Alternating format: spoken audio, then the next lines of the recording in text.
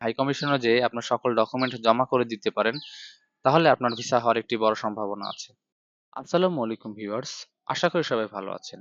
তবে ভালো নেই আমার সেসব ভিউয়ার্সরা যারা ইন্ডিয়ান ভিসা প্রত্যাশী এবং ইন্ডিয়ান ভিসা করার জন্য উদগ্রীব হয়ে বসে আছেন। তাদের জন্য এখন পর্যন্ত ভালো কোনো সুখবর নেই। তবে আশা করা যাচ্ছে খুব দ্রুতই অবস্থা স্বাভাবিক হবে। আমরা সেই বিষয় নিয়ে আজকের ভিডিওতে কথা বলবো। তো সম্পূর্ণ ভিডিও দেখতে থাকুন, তাহলে বুঝতে পারবেন কি বিষয়ে কথা বলছি এবং আপনি এই অবস্থাতেও কিভাবে ইন্ডিয়ান ভিসা করতে পারেন জরুরি ভিত্তিতে। তো চলুন শুরু করা যাক। তো মূলত যারা ডাবল এন্ট্রি ভিসা করতে চাচ্ছেন এবং মেডিকেল ভিসা করতে চাচ্ছেন, তাদের অবস্থা এখন যে কি পরিমাণে কষ্টের শুধুমাত্র তারাই জানে। অনেকের পেশেন্টের অবস্থা মরণাপন্ন, তারপরেও তারা ইন্ডিয়ান মেডিকেল ভিসা করতে পারছে না। আবার ডাবল এন্ট্রি ভিসা প্রত্যাশী যারা আছেন, অনেকেরই অবস্থা এমন যে আপনার 3 থেকে 4 বার অ্যাপয়েন্টমেন্ট নেওয়া হয়েছে, তারপরেও ইন্ডিয়ান ভিসা করতে পারছেন না এখন। যার ফলে আপনি পরবর্তীতে যে অ্যাপয়েন্টমেন্ট নিয়েছেন, সেই অ্যাপয়েন্টমেন্ট অনুযায়ী যে আপনি ইন্ডিয়া যেতে পারবেন তার কোনো নিশ্চয়তা নেই। এদিকে আপনার অ্যাপয়েন্টমেন্ট নিতে কিন্তু অনেক টাকা খরচ হয়েছে। আপনারা সবাই জানেন ইউরোপের এম্বাসিগুলো ইন্ডিয়াতে হওয়ার কারণে বাংলাদেশী যারা ইউরোপের ভিসা প্রত্যাশী আছে, তাদেরকে কিন্তু ইন্ডিয়াতে যে এম্বাসি ফেস করতে হয় অথবা ভিএফএস এ তাদের ফাইল জমা দিতে হয়। এক্ষেত্রে কিন্তু তাদের ডাবল এন্ট্রি ভিসা করতে হয়। যার ফলে ইন্ডিয়ার ডাবল এন্ট্রি ভিসার বড় একটি ডিমান্ড আছে বাংলাদেশীদের মধ্যে। বাংলাদেশীদের অনেক অনেক অনেক দর্শনার্থী ইন্ডিয়াতে ঘুরতে যায়। যার ফলে ইন্ডিয়াতে টুরিস্ট ভিসার একটি বড় সংখ্যক মার্কেট আছে। আর মেডিকেলের বিষয় বলতে গেলে এখানে অনেক বড় বড় রোগী, অনেক ক্রিটিক্যাল রোগী যারা ইন্ডিয়াতে তাদের ট্রিটমেন্ট করায় এবং ক্রিটিক্যাল রোগীরাই মূলত ইন্ডিয়াতে যায়। যার ফলে গত সেপ্টেম্বরের 1 তারিখ থেকে ইন্ডিয়ান হাই কমিশন ঘোষণা দিয়েছিল তারা জরুরি ভিত্তিতে medical visa, double entry visa এবং স্টুডেন্ট ভিসা দিতে শুরু করবে। তবে লাস্ট আপডেট পর্যন্ত তারা অঘোষিতভাবে বলা যায়, এখন পর্যন্ত তারা কোনো ঘোষণা দেয়নি যে তারা ডাবল এন্ট্রি ভিসা দিবে না অথবা কোনো ধরনের ভিসা তারা দিবে না। তবে অফিসিয়াল ভাবে তাদের কার্যক্রম কিন্তু অনেকটাই বন্ধ, অনেকটাই শিথিল করে দিয়েছে। কারণ তারা যাবতীয় ভিসার কার্যক্রম একেবারেই সীমিত করে দিয়েছে। আপনি একটাবার ভেবে দেখেন, যেখানে 12 থেকে 13 হাজার লোক প্রতিদিন আবেদন করার জন্য উদগ্রীব হয়ে বসে আছে, সেখানে তারা অ্যাপয়েন্টমেন্ট দিচ্ছে মাত্র 200 থেকে 250 কিংবা 300। আপনি একবার কল্পনা করেন যে এই অবস্থায় আপনি থাকলে কি করতেন? কোনোভাবেই সম্ভব না ভাই। এটা কোনোভাবেই গ্রহণযোগ্য না। একজন পেশেন্ট যে ট্রিটমেন্টের জন্য যেতে চাচ্ছে, সে কিন্তু ফ্রিতে ট্রিটমেন্ট করবে না। ফুল পেমেন্ট করে ট্রিটমেন্ট করবে। আবার যে ডাবল এন্ট্রি ভিসা করতে যাচ্ছে, সে কিন্তু পেমেন্ট করে ভিসা চাচ্ছে। কারণ সেখানে তার এম্বাসি ফেস করতে হবে। সেখানে তার বড় বড় ইনভেস্টমেন্ট আছে। এক্ষেত্রে তার কিন্তু ডাবল এন্ট্রি ভিসাটা অত্যন্ত গুরুত্বপূর্ণ। তবুও এক্ষেত্রে ইন্ডিয়ান গভর্নমেন্ট বাংলাদেশীদের ডাবল এন্ট্রি ভিসা বলেন, মেডিকেল ভিসা বলেন, কোনো ধরনের ভিসাই দিচ্ছে না।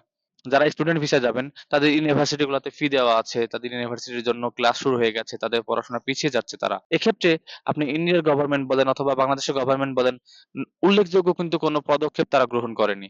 শুধুমাত্র তারা আলোচনার টেবিল পর্যন্ত এটা শেষ করে দিয়েছে এবং শুধুমাত্র এটুকুই জানিয়েছে যে আমরা চেষ্টা করছি, খুব দ্রুতই স্বাভাবিক হবে। কবে নাগাদ স্বাভাবিক হবে এ বিষয়ে কিন্তু তারা এখন পর্যন্ত নির্দিষ্ট কোনো তথ্য দিতে পারেনি সাধারণ জনগণকে। এদিকে যারা মেডিকেল ভিসা প্রত্যাশী আছেন তাদের অনেকের ক্রিটিক্যাল অবস্থা, তাদের ইন্ডিয়াতে যাওয়া বাধ্যতামূলক। হয়তোবা এমন পেশেন্ট আছে কিছুদিন আগে ইন্ডিয়াতে ট্রিটমেন্ট করে এসেছেন, এখন পরবর্তীতে তাকে আবারও দেখাইতে যাইতে হবে, কিন্তু এখন সে ভিসা করতে পারছে না।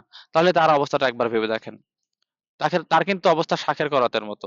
সে ভিসাও করতে পারবে না, ট্রিটমেন্টও করতে পারবে না। আবার দেশে যে দেখাবে, দেশের ট্রিটমেন্ট ব্যবস্থা এখনো অতটা উন্নত হয়নি যে আপনি ইন্ডিয়া থেকে ট্রিটমেন্ট করে আসবেন, সেটার ফলাফলের উপর ভিত্তি করে বাংলাদেশ থেকে আপনাকে আবার ট্রিটমেন্ট করবে। তারা আবারও বলবে আপনাকে নতুন করে সবকিছু শুরু করতে। এক্ষেত্রে দিন শেষে যারা সাধারণ জনগণ আছেন, ভোগান্তি কিন্তু তাদেরই হবে। তো যারা ডাবল এন্ট্রি ভিসা অথবা মেডিকেল ভিসা অথবা স্টুডেন্ট ভিসা এই মুহূর্তে করতে চাচ্ছেন, তাদের জন্য একটি বিষয় বলে রাখি, আপনারা এই মুহূর্তে কিভাবে ডাবল এন্ট্রি ভিসা অথবা মেডিকেল ভিসা করতে পারবেন সে বিষয়ে আমরা এখন কথা বলবো। আপনারা যারা ডাবল এন্ট্রি, মেডিকেল অথবা স্টুডেন্ট ভিসা করতে যাচ্ছেন, তারা এখন একটি বিষয়ে কাজ করতে পারেন।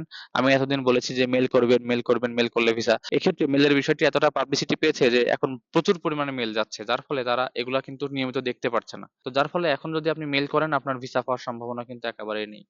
এক্ষেত্রে আপনি করতে পারেন, আপনি আবেদন করবেন নরমাল প্রসিজার অনুযায়ী। অনলাইনে আবেদন করবেন, আবেদনের কপিটা ডাউনলোড করবেন। তারপরে পেমেন্ট করার পরে যে কাজগুলা করতেন আপনি, যেমন আপনার ডকুমেন্ট নোটারি পাবলিক করা, ডকুমেন্টগুলো ফটোকপি করা, সত্যায়িত করা, ডক্টর দিয়ে অ্যাটাস্টেশন করা, এগুলো সব আপনি করবেন। মেডিকেল ভিসা প্রত্যাশী যারা আছেন তাদের ডক্টর দিয়ে যা যা ডকুমেন্ট করার দরকার হয় নরমাল প্রসিজারে ইন্ডিয়া যেতে হলে, সেই ডকুমেন্টগুলো আপনি সব রেডি করবেন। ২ টি কপি করবেন। একটি কপি আপনি ফটোকপি বানাবেন, আরেকটি অরিজিনাল কপি আপনার কাছে রাখবেন। ফটোকপি নিয়ে আপনি সরাসরি হাই কমিশনে যোগাযোগ করবেন। ঢাকায় গুলশানে ভারতীয় হাই কমিশনে আপনি ফাইলগুলো জমা দিয়ে আসবেন। জমা দিয়ে আসার পরে সেখান থেকে আপনাকে একটা কনফার্মেশন দিবে যে আপনি এত তারিখে অ্যাপয়েন্টমেন্টের জন্য আইব্যাক সেন্টারে যাবেন। তারপর সেই আইব্যাক সেন্টারে আপনি আপনার ডকুমেন্ট নিয়ে গেলে অরিজিনাল ডকুমেন্টগুলো নিয়ে যাবেন। যে ২ কপি করতে বলেছিলাম, একটা কপি ফটোকপি আর একটা কপি অরিজিনাল। ফটোকপি যেহেতু আপনি ইন্ডিয়ান হাই কমিশনে দিয়ে এসেছেন, তারপরে আপনি অরিজিনাল কপিটা নিয়ে আইব্যাক সেন্টারে যাবেন এবং সেখানে আপনাকে শিডিউল অনুযায়ী নাম ধরে ভেতর থেকে ডেকে নেবে যে এই নামের ব্যক্তি কি এখানে আছেন, আপনার ফিঙ্গারের জন্য সময় হয়েছে, আপনি ভিতরে আসেন। তখন আপনি যে ফিঙ্গার দিতে পারবেন এবং এক্ষেত্রে আপনার ভিসা হওয়ার একটি বড় সম্ভাবনা থাকবে। ডাবল এন্ট্রির জন্য সেম প্রসিজার, আপনার অ্যাপয়েন্টমেন্ট, ওয়ার্ক পারমিট অথবা অফার লেটার অথবা এম্বাসির অথবা ইউনিভার্সিটির যে অফার লেটার থাকবে, ডকুমেন্ট থাকবে, সবগুলো আপনি রেডি করবেন। রেডি করার পরে সেগুলোর আপনি ২ টা কপি বানাবেন এবং অনলাইনে আবেদন করবেন। তারপরে সেই ডকুমেন্টগুলো দিয়ে আপনি ভারতীয় হাই কমিশনে জমা দিয়ে আসবেন এবং আপনাকে সেখান থেকে একটা বিষয় জানিয়ে দেওয়া হবে যে আপনি কবে নাগাদ ফিঙ্গার দিতে পারবেন। তারপরে আপনি আপনার আইবেক সেন্টার গুলাতে যোগাযোগ করবেন। সেখানে আপনাকে ডেকে নিয়ে ফিঙ্গারের ব্যবস্থা করে দিবে তারা। তবে এক্ষেত্রে আপনাকে অবশ্যই সময় নিয়ে এবং ধৈর্য ধরে করতে হবে। এক্ষেত্রে আপনি কবে নাগাদ জমা দিতে পারবেন এবং কবে নাগাদ আপনার ফিঙ্গার গুলার ডেট পড়বে, এটা কিন্তু বলা সম্ভব নয়। আর যারা স্টুডেন্ট ভিসায় করতে চাচ্ছেন তাদের জন্য আপনার অফার লেটার, আপনার অ্যাডমিশন, আপনার হোস্টেল বুকিং, এক কথায় আপনি যে ইন্ডিয়াতে পড়াশোনা করতে যাচ্ছেন যাবতীয় ডকুমেন্টের ২ টা কপি করবেন, তারপর অনলাইনে আবেদন করবেন। একটা কপি আপনি জমা দিয়ে দিবেন হাই কমিশনে যেয়ে, যেভাবে বললাম যে মেডিকেল এবং ডাবল এন্ট্রি জমা দেওয়ার কথা, ঠিক সেভাবে আপনি ভারতীয় হাই কমিশনে যেয়ে আপনার স্টুডেন্ট ভিসার ডকুমেন্টগুলো সব একটা ফাইল করে জমা দিয়ে দিবেন। তারপরে সেখান থেকে আপনাকে একটা ডেট দিয়ে দিবে যে আপনি এই ডেটে আপনার আইবেক সেন্টারে যেয়ে আপনার ফিঙ্গার দিতে পারবেন। তারপর আপনি সেই আইব্যাক সেন্টারে যাবেন এবং আপনার ফিঙ্গার দিবেন। এক্ষেত্রে আমি আবারও বলে রাখি ভিসা পাওয়ার একটি বড় সম্ভাবনা আছে। তবে এখানে 100% সিওর না যে আপনি ভিসা পাবেন। বলা যায় যে 50-50 চান্স আছে। তবে আপনি যদি এই চেষ্টাটা করতে পারেন তাহলে কিন্তু আপনার এখানে একটি বড় সম্ভাবনা আছে ইন্ডিয়ান ভিসা পাওয়ার। কারণ বলে রাখি, আপনি যদি মেইল করে দেন, মেইলটা তারা দেখতে নাও পারে। কিন্তু আপনি যখন একটা ডকুমেন্ট তৈরি করে ফাইল সহ জমা দিয়ে আসবেন, আপনাকে হয়তোবা ভিতরে ঢুকতে দেবে না। তবে সেখানে যে দারোয়ান আপনার থেকে সব ডকুমেন্টগুলো নিয়ে ভিতরে দিয়ে আসবে। ১৫ টা করে ফাইল হবে। তারপরে তারা বাইরে থেকে সেই ফাইলগুলো জমা নিয়ে হাই কমিশনের ভেতরে তাদের অফিসারের নিকট দিয়ে আসবে।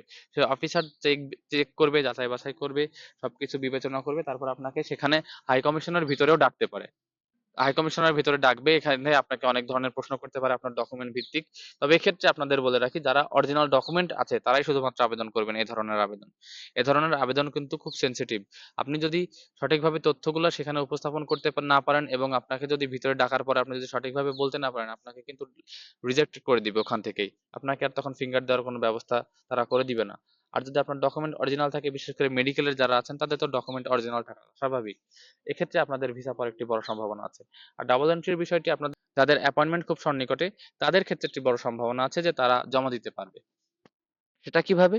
তাদের অ্যাপয়েন্টমেন্ট যদি থাকে আপনার ৫ তারিখে এবং সে গিয়েছে ১ তারিখে, এক্ষেত্রে তার ২ তারিখের ফিঙ্গার দিয়ে দিবে এবং ৫ থেকে ৬ তারিখের ভেতরেই তার পাসপোর্টটি ডেলিভারি দিয়ে দেবে। অর্থাৎ অ্যাপয়েন্টমেন্টের ২ থেকে ১ দিন আগে আপনার পাসপোর্ট ডেলিভারি দেওয়ার একটি বড় সম্ভাবনা আছে। তো এই হচ্ছে আজকের অবস্থা। এভাবে আপনি চাইলে ডাবল এন্ট্রি, মেডিকেল অথবা স্টুডেন্ট ভিসা জরুরি ভিত্তিতে করতে পারেন। তবে এক্ষেত্রে আপনাকে আবারও বলে রাখি ডকুমেন্টগুলো সাজাবেন। এটা কিন্তু 100% সিওর না যে আপনি ভিসা পেয়ে যাবেন। তবে এভাবে চেষ্টা করলে আপনার ভিসা পাওয়ার একটি বড় সম্ভাবনা আছে। তো আজকের মতো এ পর্যন্তই। পরবর্তী আপডেটের জন্য আমাদের সঙ্গে থাকুন। আল্লাহ হাফেজ।